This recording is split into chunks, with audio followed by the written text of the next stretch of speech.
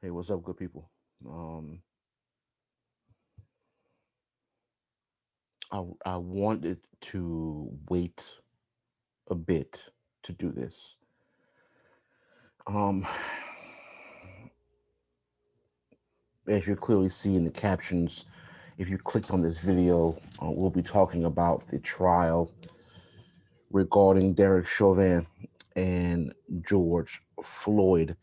And there's a couple of things that's on my mind that I really wanted to kind of exalt out, if you will, right?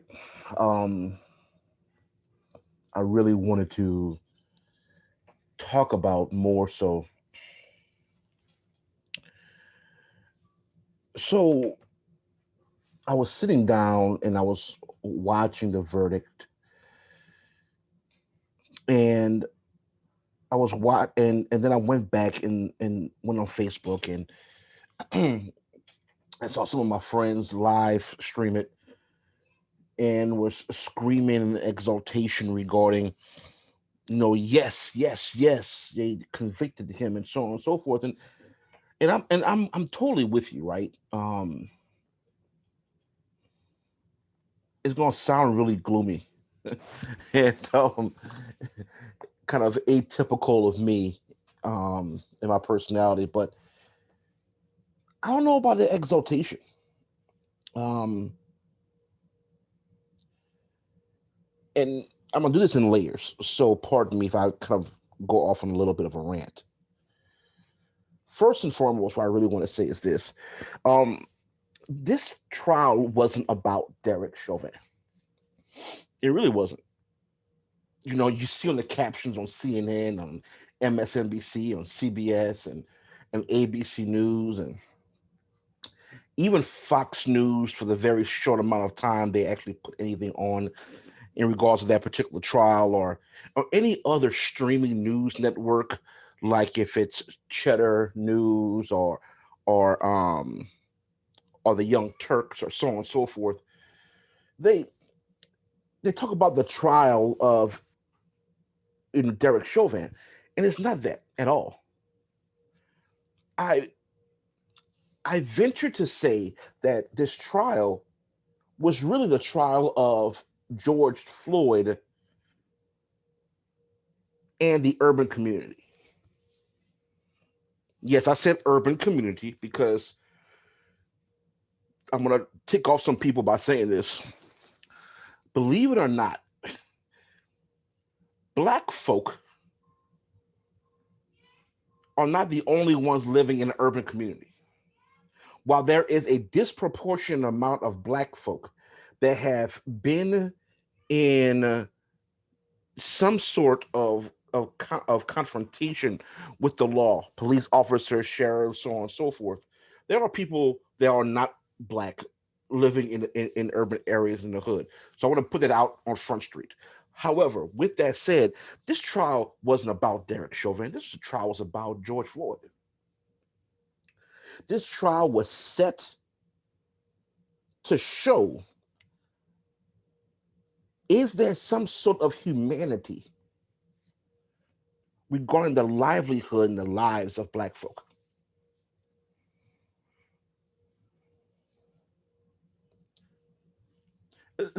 Allow me to explain.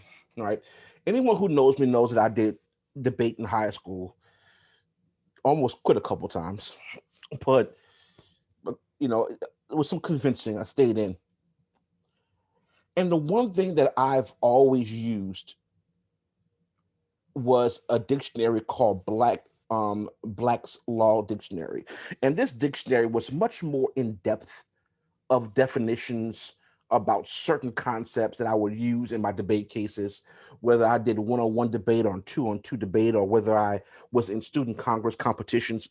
And the one thing that was constant was the word justice, right? And ironically, justice is written throughout the books of criminal justice and political science, which is my background. I want to read what Black's Law Dictionary defines justice. Okay. He says justice is the concept of fairness, The moral righteousness, a scheme or system of law in which every person receive his, her, or its due from the system, including all rights, both natural and legal. Now, this definition is critically important for several reasons. Number one, Merriam-Webster's dictionary is as basic as it gets.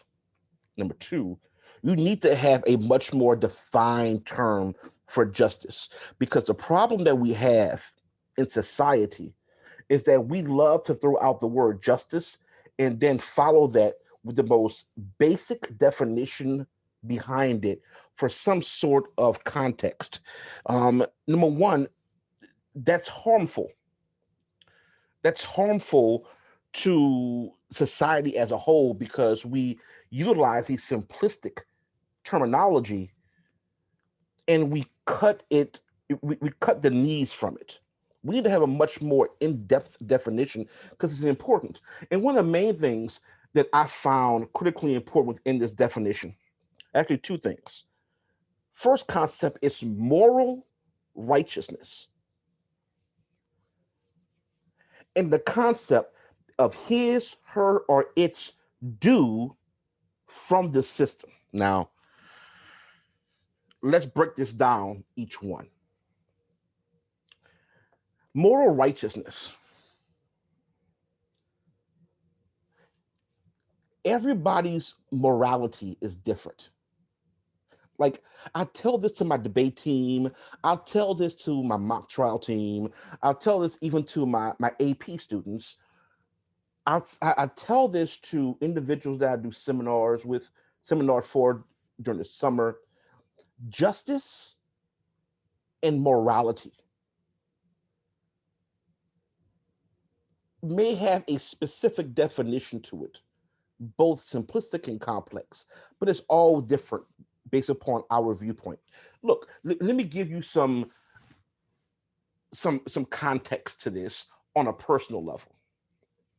I'm a father, love my kids, right? Love my boys. I live, breathe, die for them. If anybody hurt my children, me being me, I have a moral responsibility to make sure I hurt him or that person. Doesn't matter how I hurt them. My moral compass tells me I need to hurt him. That's my moral compass. If someone harms my mother,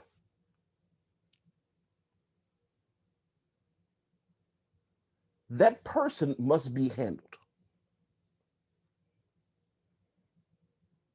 Now, I don't have to tell you how I'm going to handle it, but that's my moral compass. See, God's working on me. It's a long process for me. And I state this because someone else's moral compass would tell you I need to call 911, say X person harmed my children or X person harmed my mother, and so on and so forth, and let the law handle it.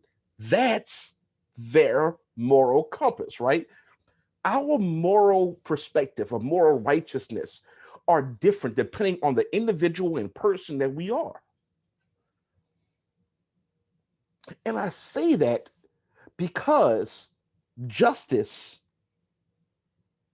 is never going to be equal or have some form of equity across the board.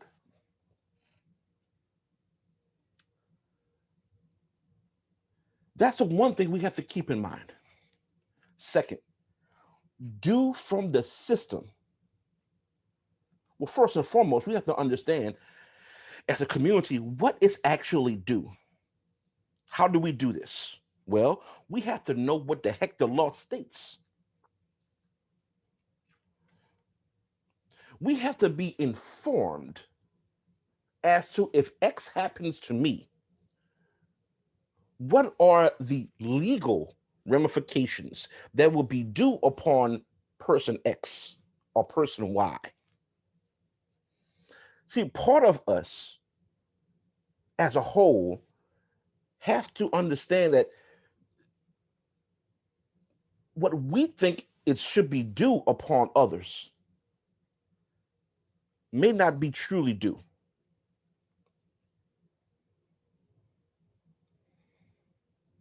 And I say this because the result of this trial, the result of this trial was never in question.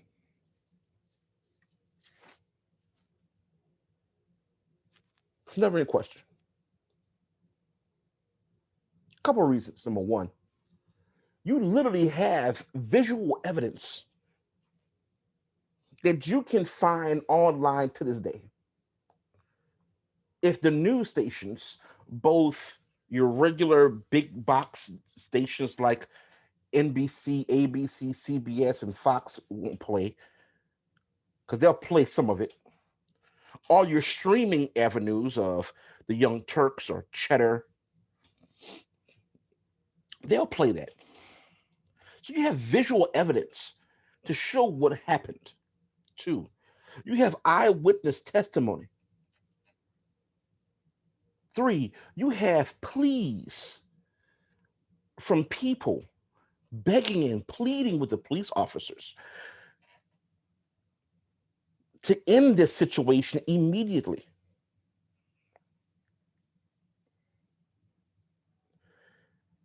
There was no other verdict that was acceptable besides guilty on all charges.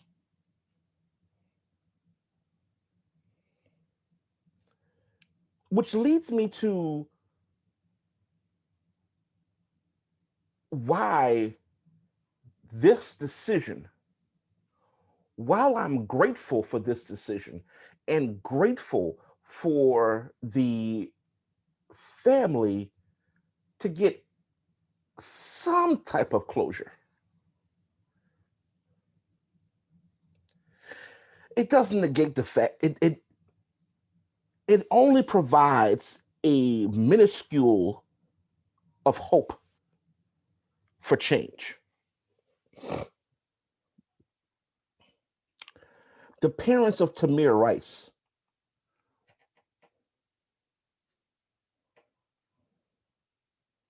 will continue to feel the harm, just like the George Floyd family will feel the harm. But this time, the Tamir Rice family, excuse me, they won't get that justice. The family of Breonna Taylor, while the family may get punitive damages for the death of a woman, a successful woman, a beautiful woman, a driven woman, there's no justice is going to be served for what happened to her. And my thoughts on Daniel Cameron, that's another different situation. I'm not going to touch that because I'm going to really go off. The family of Philandro Castile won't feel or get some type of justice they deserve. The family of Anthony Hill won't get the justice they deserve. The family of Oscar Grant won't get the justice that they deserve. The family of Eric Gardner won't get the justice they deserve. The family of Atiana Jefferson won't get the justice they deserve. The family of Yvette Smith won't get the justice that they deserve. And I'll go one further.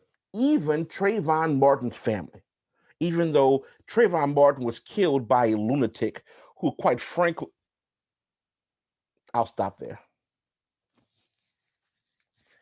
I don't even want to say the person's name. They won't even get the justice they deserve. More importantly, Just as important, I won't say more importantly, just as importantly, we as a community won't get the justice we deserve. You see, this is literally a molecule, a minuscule, excuse me, a minuscule step of thousands and millions of steps that we need to march on through to obtain some sort of justice.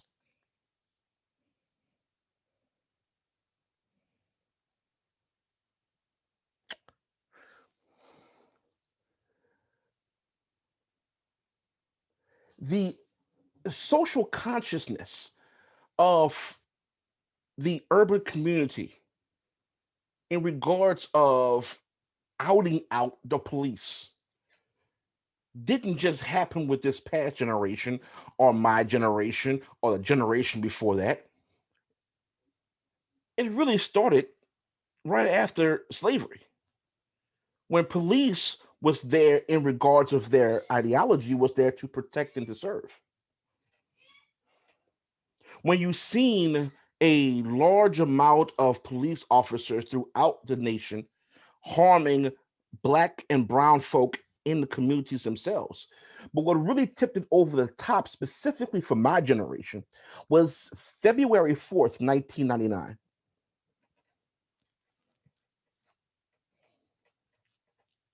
That day lives,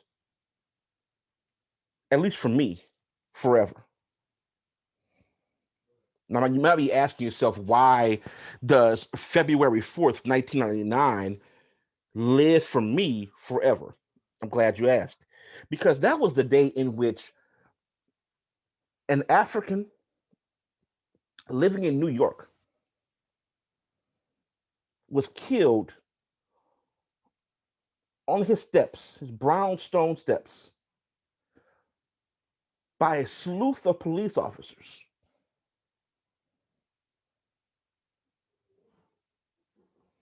Police officers was looking for a specific individual. This particular individual stating to them, screaming out to them, "You have the wrong person," with his hands up in the air. "Let me show you. Let me get my wallet. Let me give you my ID." Once he done this, 41 bullets riddled his body. His name is Amadou Diallo. His family won't receive the justice that they deserve.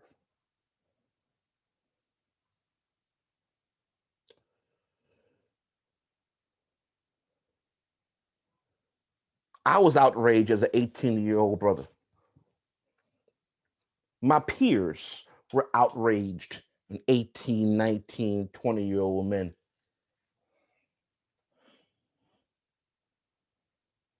I was shell shocked in my dorm at Alabama A&M University.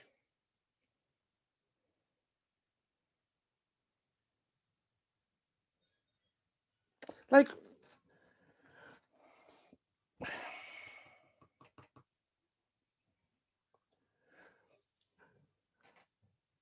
we have so much to do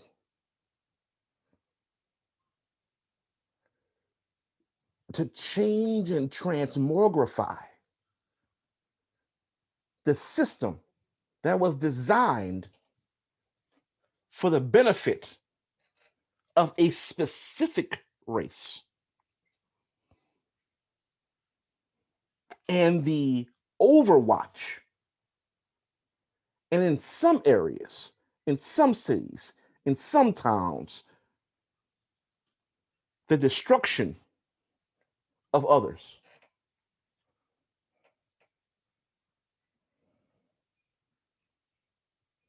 Do you know that the sheriff badge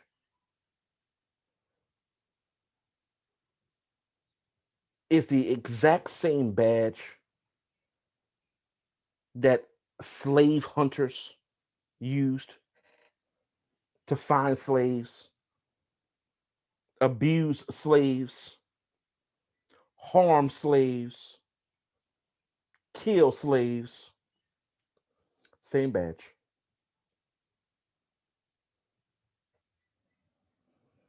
The principles in which police officers follow were predicated based upon those laws back in the 1800s.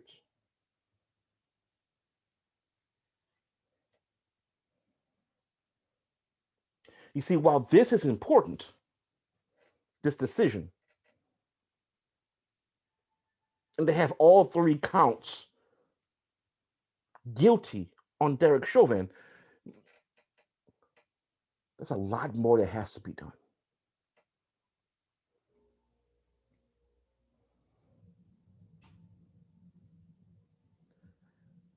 To change or transmogrify a particular system takes time and effort. So, how do we go about doing this? One, we have to be more informed about what's going on in our communities. Number two, we have to be more informed about the laws, bills, and legislation that's on the books now. Two, I'm sorry, number three, we have to go out and vote on a regular basis. This BS about we vote every 4 years, at least certain people vote every 4 years because you believe that's more important is the presidency, is horse crap. Let me stop this. It's plain bullshit. Because you see, laws in which we follow as individuals are not predicated upon federal law, they're predicated upon state and local legislation. So the governors, the mayors, or the mayor presidents, depending on, or parish presidents, if you live in Louisiana, um, representatives, senators that's living here, um, the clerk of court, even school board members, you need to vote on a consistent and regular basis.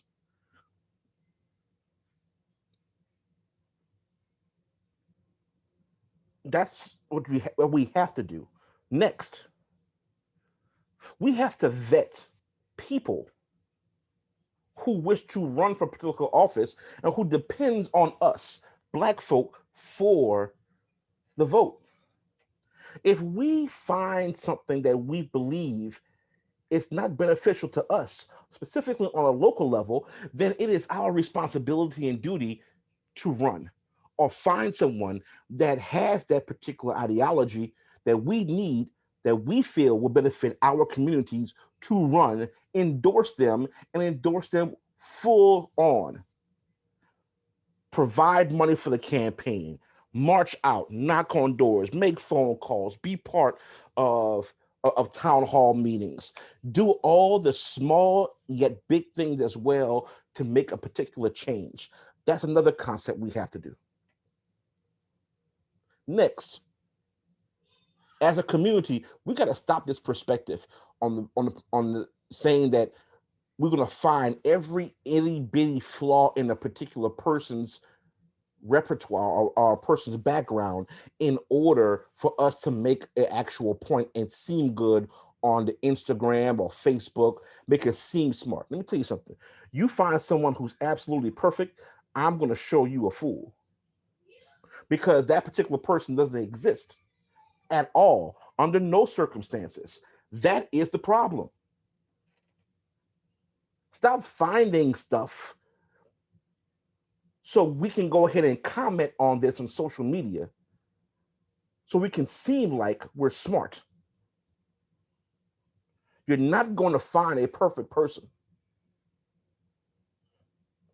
A prime example was the 2020 election. Look, there was no way possible I was going to vote for Agent Orange, not one bit. I didn't like the concept of voting for Joe Biden. Yes, that I found much of what he said flawed significantly. But I only had these two choices primarily. I mean, I could have easily voted for Jane Simmons. I could have easily voted for someone else. But as a pliable, significant candidate, I only had one. And I voted for that particular person.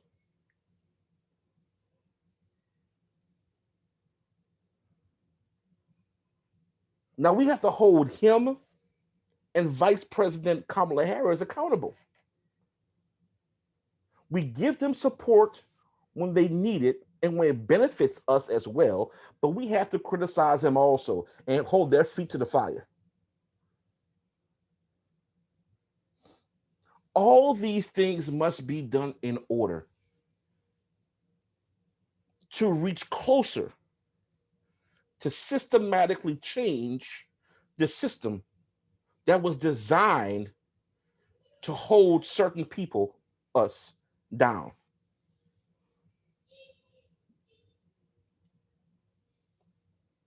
That's the truth. We have to get more educated, more involved, more understanding, and not settle for anything, but demand the things that we need to make our community better. And once our community becomes better, America becomes better.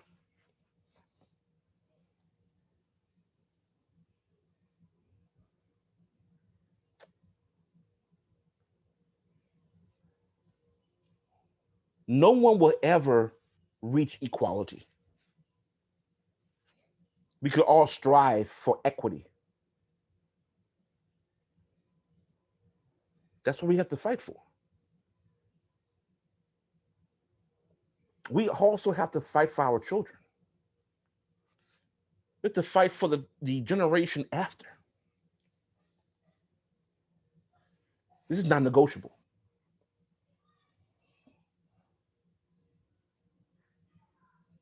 To conclude, I am forever grateful that the decision came down the way it did. But I'm no fool.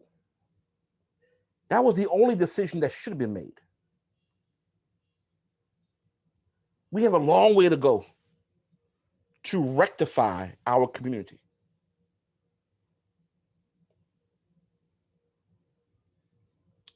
And we have to continue to do the small and the big things to make this happen.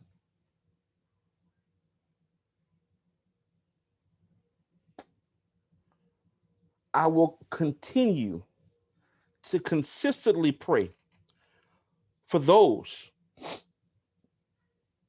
who lost their loved ones to violence, who lost their loved ones to violence by police officers, those who lost their lives, the family who lost people in their family by the hands or by the gun or the knee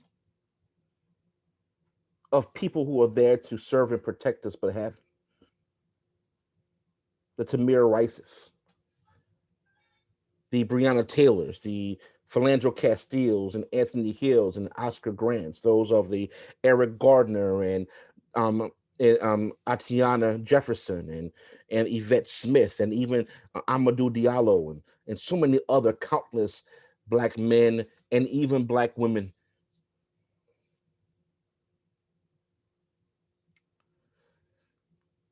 I hope this actually touches someone. We can go out and do more, be more active, understand more, because this America isn't just for one set of people or another. It is for everyone, even though our ancestors built America. Peace.